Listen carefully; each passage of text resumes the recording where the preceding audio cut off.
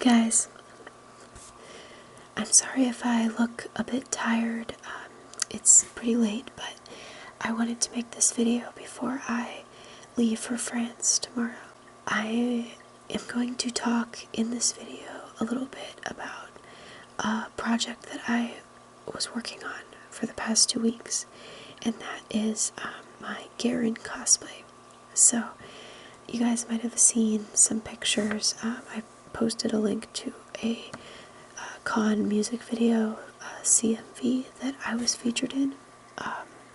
But I designed and then created a genderbend version of Garen's classic skin, and I wore it to Matsuricon, which is a convention that is held annually in Columbus, and it's my first convention that I've been to in a while, so I wanted to have a really cool outfit, and I thought that I would tell you guys about my experience, kind of what I learned from making my first armor, foam armor, and then some things I would have improved if I could go back and do it again. And then finally, I will just show you guys some of my favorite photos from the event, and I'll talk to you a little bit about how that went. The reason I chose Garen to cosplay, a lot of people asked me, why did you choose a male champion? Why wouldn't you pick one of the girl champions since you're a girl? And why Garen specifically? Especially because he's not my main. But the reason I chose Garen was basically because I like him as a champion. I like his character. I like not only how he looks, but kind of what he represents in the game as sort of the sort of relentless hero. His bravery, I think, is kind of, he sets him as one of the iconic characters, not just because he was one of the first, but just because he represents this good guy, warrior, Demacia, kind of guy who contrasts a lot of the characters like Darius or other Noxus champions. So I really like that. I think that that's kind of, I guess, what I would be if I was in the game. So I thought I would choose him.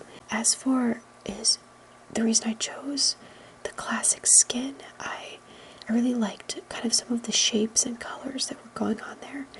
I liked the blue color scheme with the gold, and there was also some silver mixed in.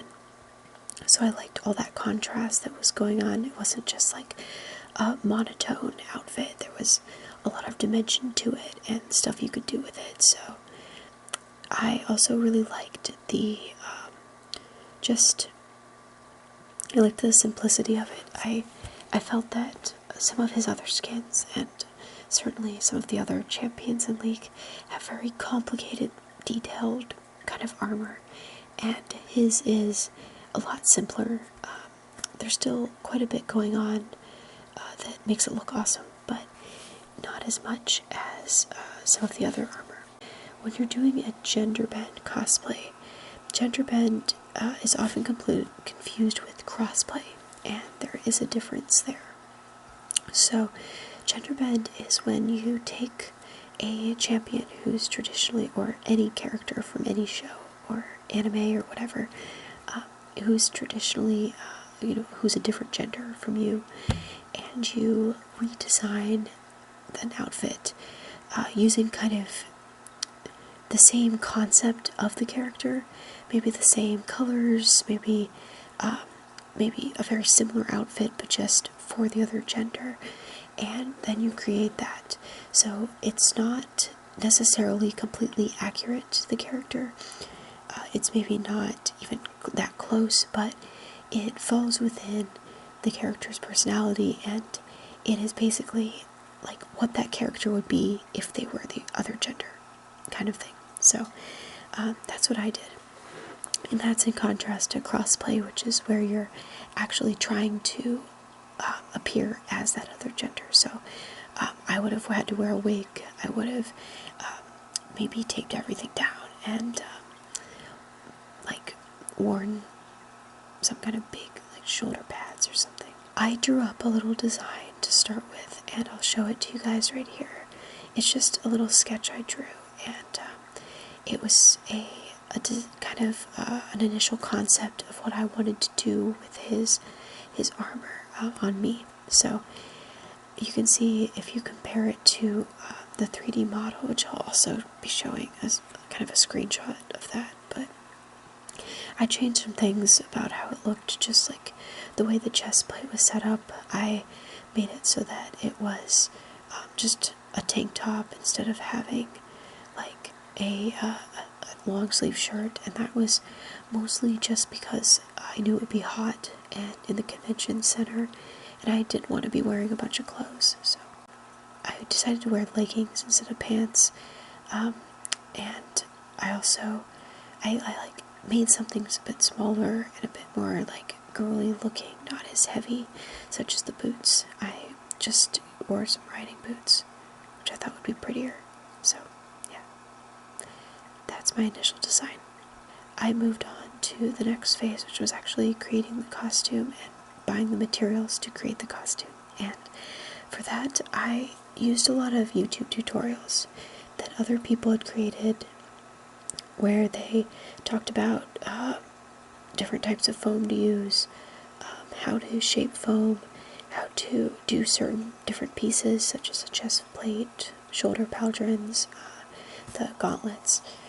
And after watching about 100 of those, I went out and bought some materials, and I'm going to talk about a few of the main materials that I used and show them to you guys.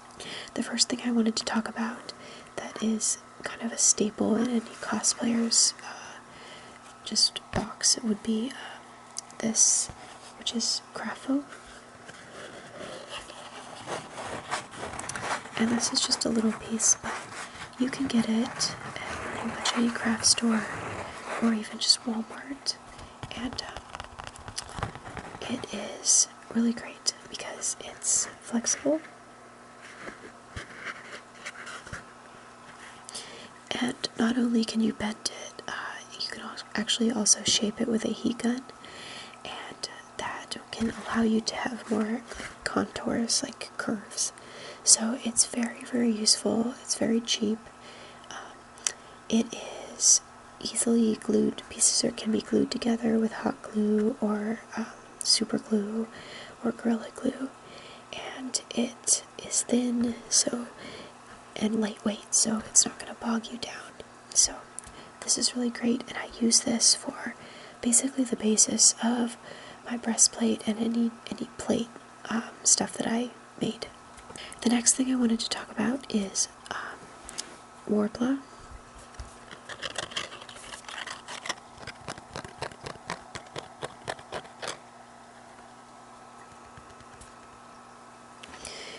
And this is just a small piece, but as you guys can see, this is also bendy, and Warbler is a thermoplastic. So what that means is that when you heat it up, it basically gets hot and it becomes very, very shapeable, very malleable. So you can form it into contours, you can bend it over, you can roll it up, you can basically do whatever you want. And so Warbler is really good for any kind of detailing. It's good for covering things because when it is solid, when it hardens, it maintains its shape.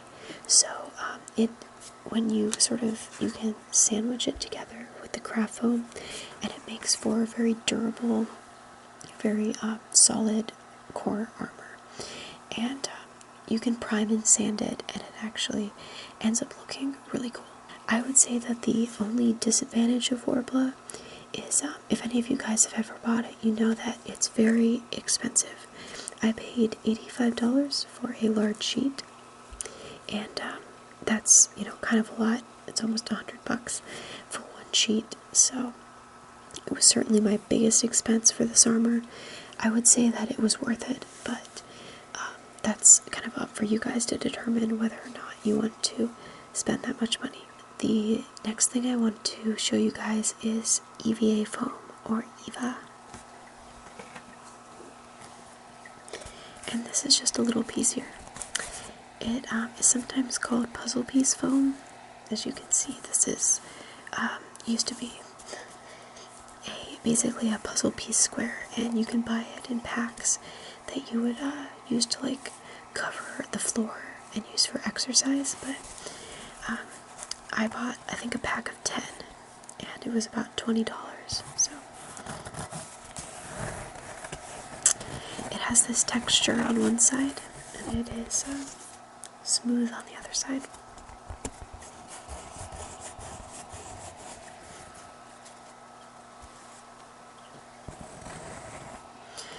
EVA is a bit thicker than the craft foam. It's still very bendable,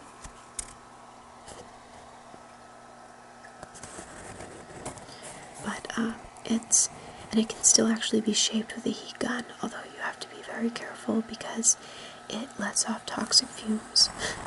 But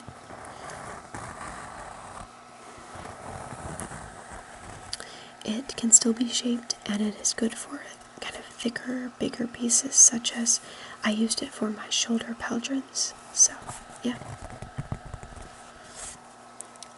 Alright, moving on, I'm going to show you guys a couple of the smaller pieces of my armor and talk to you, just kind of show you what I did in order to make them, and then just tap them a little bit and show you guys some of the sounds that they make.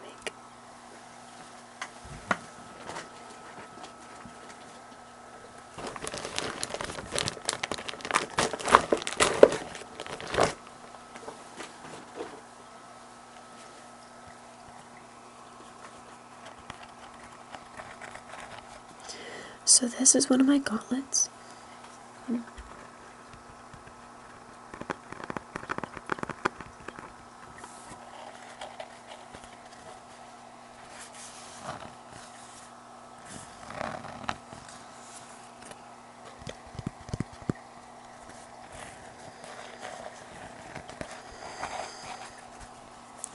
As you can see, it just goes right like this.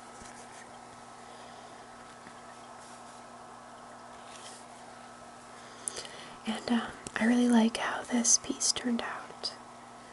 It is pretty shiny due to the metallic spray paint I used for the exterior.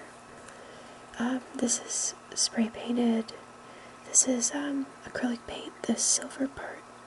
And then this black you see is, I went back with a dry brush and some black acrylic paint, and I battle damaged it, so it looks more realistic, like it went through a battle, and it's a little bit dirty. But you can see, if you look at the back, I made this out of, I cut a piece of craft foam I cut two actually, one for each half, and just about the size I wanted. I drew it out, and then I used Warbler to cover it, and you can see the Warbler right here. Around the edges too, I kind of sandwiched them together and then bent the Warbler over. And then for this ridge on the front and all the detailing, I just used pieces of craft foam, which after I had all that on, I primed it and painted it. This is a separate piece down here, and this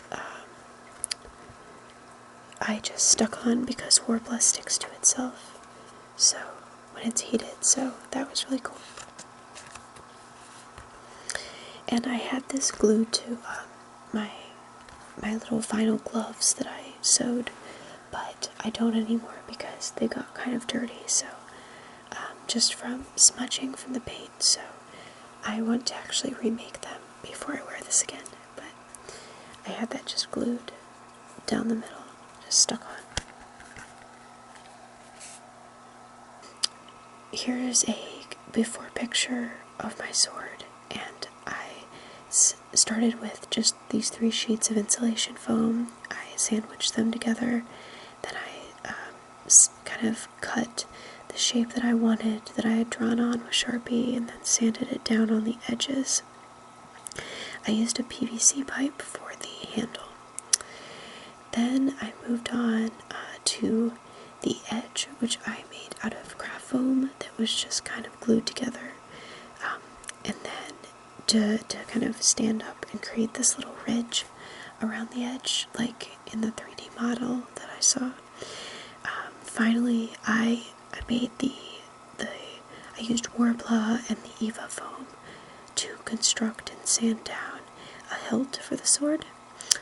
And then I covered that in Worbla so that it could easily stick together and bend. And then finally I primed that over a bunch of times, and then I painted it one section at a time. For the jewels, as well as the jewels on the shoulder pauldrons, I used what's called resin casting, and that's when you get a mold.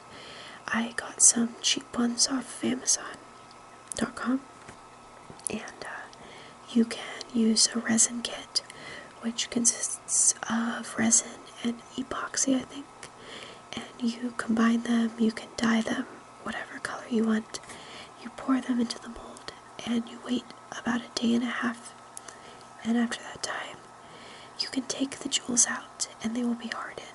I covered the handle in vinyl, which I just got out of the home decor section of my local craft store, and then I made the pommel out of, actually, just mostly Worbla, and then painted everything.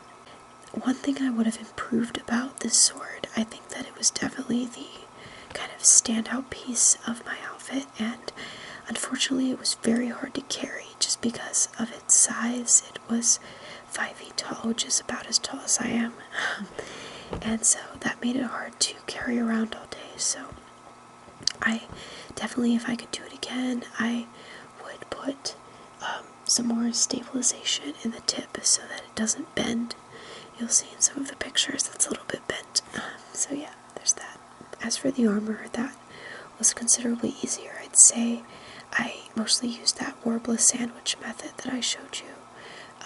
I just added detailing with Worbla or with craft foam, and then I connected it with D-rings, little metal D-rings, and then some twine.